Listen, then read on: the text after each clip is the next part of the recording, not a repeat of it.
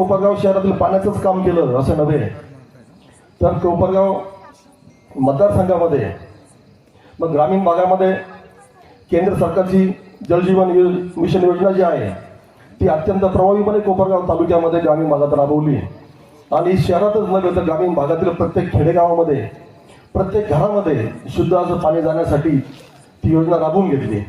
निश्चितपणाने दादांची ही दूरदृष्टी ही वागण्याजोगी आहे। ग्रामीण भागातील रस्त्यांचे कामं असतील, रस्त्यांच्या कामासोबत शेतामध्ये जाण्यासाठी पाणंद रस्ते केले। म्हणजे पूर्वी फक्त मुख्य रस्ते असायचे फक्त अंतर्गत रस्ते नसायचे आणि अंतर्गत जो रस्ते केल्यानंतर अंतर्गत रस्त्यामधून शेतकऱ्याच्या बांधावर जाण्यासाठी पाणंद रस्ते केले।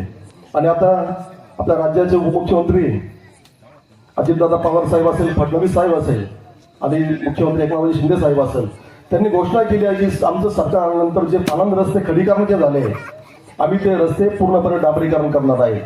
निश्चितपणानं शेतकऱ्याचा शेतमाल हा शेतामधून थेट मार्केटला जाण्यासाठी सुविधा उपलब्ध होणार आहे। म्हणजे हे विजन आहे महायुती सरकारकडं। ते विजन का तर तिथं बसलेले जे लोक आहेत प्रत्येकाची काळजी घेणारं हे सरकार आहे। या सरकारने लाडकी बहीण योजना असेल ती अत्यंत प्रभावीपणे राबवली।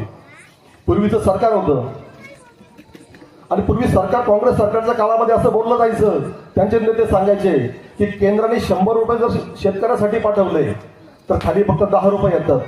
परंतु आज सरकारचं धोरण असं आहे की सरकारने 100 रुपये जर दिले तर 100 रुपये डायरेक्ट तुमच्या खात्यात जमा होतात। आपण बघितलं असेल लाडकी बहीण योजना असेल, पीक विमा योजना असेल।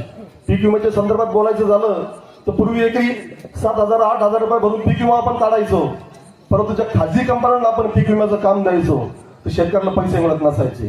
परंतु सरकारने त्या गोष्टीचा अभ्यास केला आणि दूरदृष्टीने शेतकऱ्याला फक्त 1 रुपयात पीक विमा योजना दिली आणि पीक विम्याचे पैसे शेतकऱ्याच्या डायरेक्ट खात्यामध्ये येतात। हे शेतकऱ्यांसाठी काम केलेलं आहे, पण केवळ शहरी भागासाठी नाहीच तर या सरकारने या ग्रामीण भागासाठी सुद्धा शेतकऱ्यांसाठी काम केलेलं आहे। सांगण्याचा उद्देश आपल्या कोपरगाव तालुक्यामध्ये 110 वर्ष जुने असे गोदावरीचे कालवे होते, ते ब्रिटिश काळात बांधले गेले होते। त्याच्या व्यतिरिक्त असतात, त्याची दुरुस्ती नव्हती, पाण्याचा अपव्यय व्हायचा। एकदा पाणी तिथून दारणीतून सुटलं की टेलपर्यंत जाताना पाणी शेतात न जाता कुठंतरी ते नाल्याला वाहून जायचं आणि शेतकऱ्याला पाणी नसायचं। मग शेतकरी रात्रभर जागा राहायचा, पाणी येत नसायचं, वणवण व्हायची। मग दादांनी त्यासाठी साधारण 300 कोटी रुपये या कालव्याच्या दुरुस्तीसाठी मंजूर करून आणले।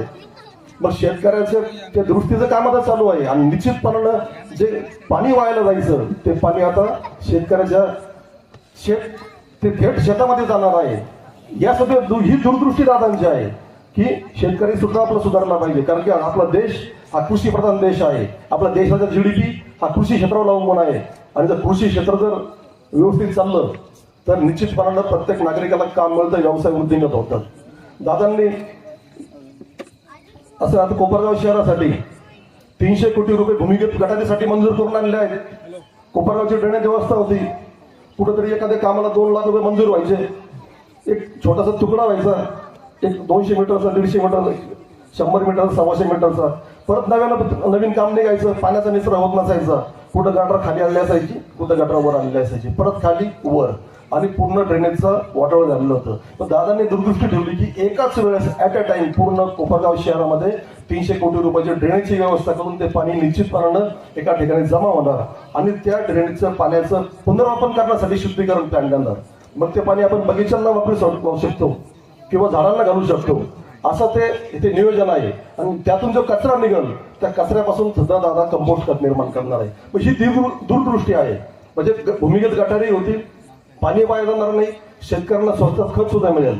असं काम दादांनी आपल्या कोपरगाव शहरामध्ये केलेलं आहे। निश्चित असे भरपूर कामं सांगण्यासारखी आहे। दादांनी कोपरगाव शहरामध्ये ग्रामीण हॉस्पिटलमध्ये उपजिल्हा रुग्णालय आणलं आहे, पण ते करत असताना दादांनी कोपरगाव तालुक्यामध्ये मग चासनळी असेल तिथं मोठं एक रुग्णालय बांधलंय, PSC महागाव देशमुखला बांधलंय, पोहेगावला बांधलंय आणि आता 27 कोटी रुपये खर्च करून समोसा येथे सुद्धा PSCचं काम चालू आहे आणि चांदे कसरला काम चालू आहे। म्हणजे निश्चित दादांनी आरोग्याच्या दृष्टीने सुद्धा या मतदारसंघामध्ये काम केलेलं आहे। तर असा हा माणूस आपल्याला मिळालेला आहे। निश्चितपणानं तुम्ही मागच्या वेळेस त्यांना मतदान केलं होतं, परंतु यावेळेस त्यांना किमान आपल्याला या मतदारसंघातून 1,00,000 मतांनी निवडून द्यायचं आहे. आणि दादांची निशाणी आहे घड्याळ. 1 नंबरला दादांचं नाव आहे, 1 नंबरला निशाणी आहे.